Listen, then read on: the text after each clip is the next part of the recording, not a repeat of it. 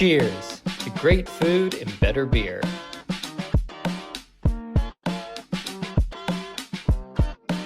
Enjoy AJ's fresh food with dine-in, carry-out, and delivery options. Get microphones to you. Go ahead. Matt, talk about this rivalry for the state, for the Big Ten, and what it means to college basketball at the state. Well, obviously it's big, for both teams, and you're trying to position yourself to, get down as you kind of get to that midway point. Are you going to be in position to try to win a Big Ten title? Or, where are you going to be from an NCAA standpoint? We've already lost a home game, and you just have to be able to hold serve at home and win. And but no, it's a huge game, for both teams, and the rivalry's big. But more than anything, like just trying to get another win in the Big Ten and try to keep our positioning. Where it is. And obviously we got 9 more games to play, but this was a huge win for us. We're very fortunate because the other team deserved to win too. Matt, what's the message going into halftime and then in the second half when we're kind of a couple of the plays that just turn it in your favor? I thought they manhandled us a couple times at the rim. I thought they were quicker to the ball than we were. That was first and foremost. I thought Luke Goody had a big hand in the first half. He got away from us a couple times. At least one of them, maybe 2 of them, were spray out threes after offensive rebounds. But I thought he was a big player in that first half. Obviously, Mabako has a huge game, and Trey Galloway was really good in the second half. But yeah, that was it. Trey had not really gotten to where he was working us downhill to his right hand like he did in the second half. So I was just talking about that, that adjustment wasn't in play. Even though we understand that's where he wants to get. We wanted to keep him off his right hand, and we just did a poor job with it. I did a poor job with it. We should have been more prepared in that area. But, when you have a huge big guy like that roll into the basket and you stick shooters behind you on the outside, like we made a living off of that, right? And you see Braden Smith play it, and that's what they did. They found Mabako late for that 3, which was a big shot. Trey kept driving and getting fouled, getting the ball there, dumping down to Ballo. So they really had something, and Mike did a good job of just staying with it. And they really had something that was just working right there. We were just fortunate there at the end. Trey Galloway doesn't have the ball in his hands at the end. Let's just be frank about it, because he was making plays. And so now he doesn't have the ball there at the end, and then we were able to get a stop right there, and that was huge. It seemed like the game plan coming out of halftime was to get Trey up against Ballo in space. Yes. Just in general, just get Trey the ball in general, yeah. Is that what you tried to go back to get Trey that game where that was a little bit further out than he used to normally shoot the ball? That wasn't clean.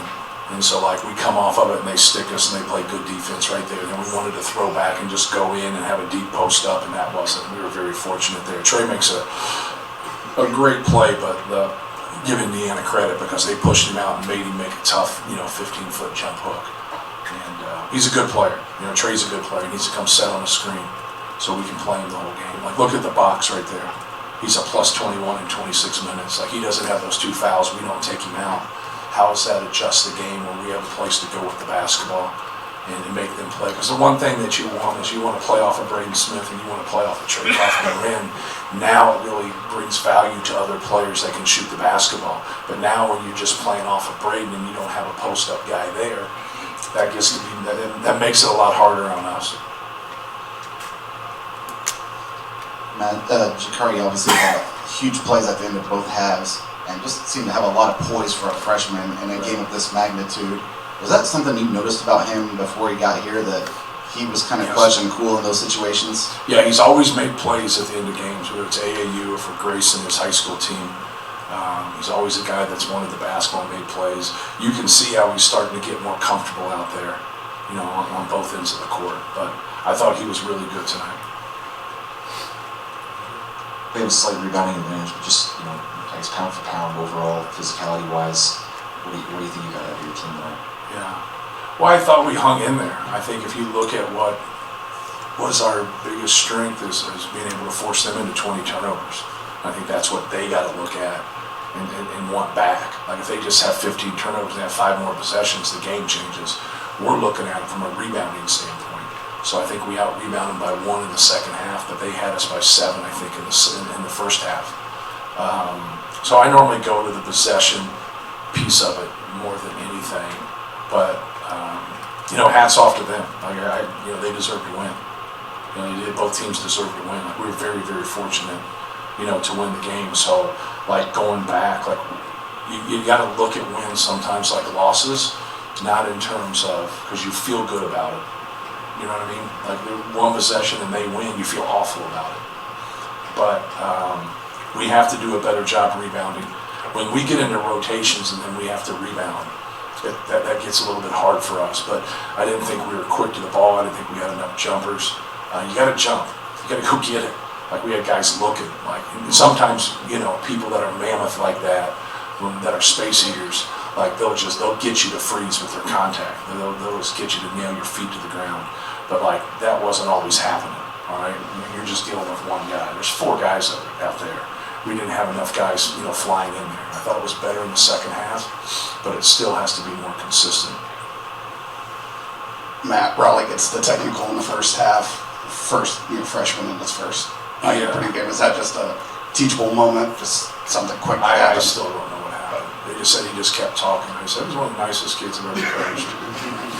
It doesn't mean like nice people say things that are inappropriate during the game, but it's like they just said he just kept staying with him. So you have to trust their judgment, which we all struggle with.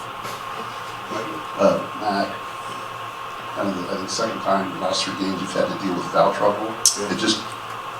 What happened tonight, is that a sign that you see that your bench continues to improve? Yeah. You give you some productive minutes there, like I said. Yeah, both the fouls on the screens by Trey Kaufman were good calls. Like, you can't move there at the end. They got Indiana on an open court one. They got Indiana on another one. They were very consistent with that. But both of his fouls there were good calls. Like, he just missed it. But, it's one of those things that if you can end up winning the game, you like the experience that you had, but then if it would have cost you, because you would just go back and look at Trey Kaufman's minutes and how good we were with him on the floor versus we weren't. Like, we're at plus 21 with him on the floor and we win by 5. So like, if you just look at those other minutes, we really struggled. But I think the experience that they get, I thought Cam Heide, did some good things for us. Obviously Caleb. The thing about having guys in the game, can you function and can they take care of the basketball and can they guard and know what they're doing? And we're getting better at that across the board. Like, we're just, our functionality is better. Like, today wasn't our best day, but I think Indiana had a lot to do with that. You talked a lot coming into the season about expanding role for Trey and how that was going to lead to expanded production, but it also means maybe kind of taking more on your shoulders in these bigger games. Was there something about him that you thought would also be ready for that moment, just kind of the magnitude of having to be the guy that carries the emotion and the pressure in those moments? Right, well, he's worked really hard. He's put in a lot of time. And, I build confidence in guys through just watching them and seeing how productive they are in workouts and practices and things of that nature. So he's always been, making those improvements. Now he's got to be more accountable.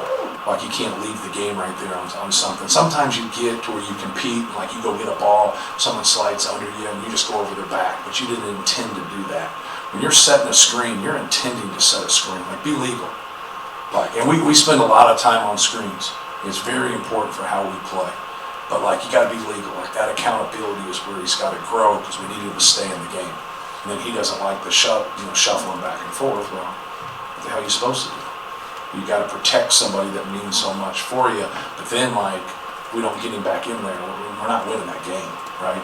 But no, he's worked really hard and he's done a great job, and he's one of the best bigs in our league. He's very consistent.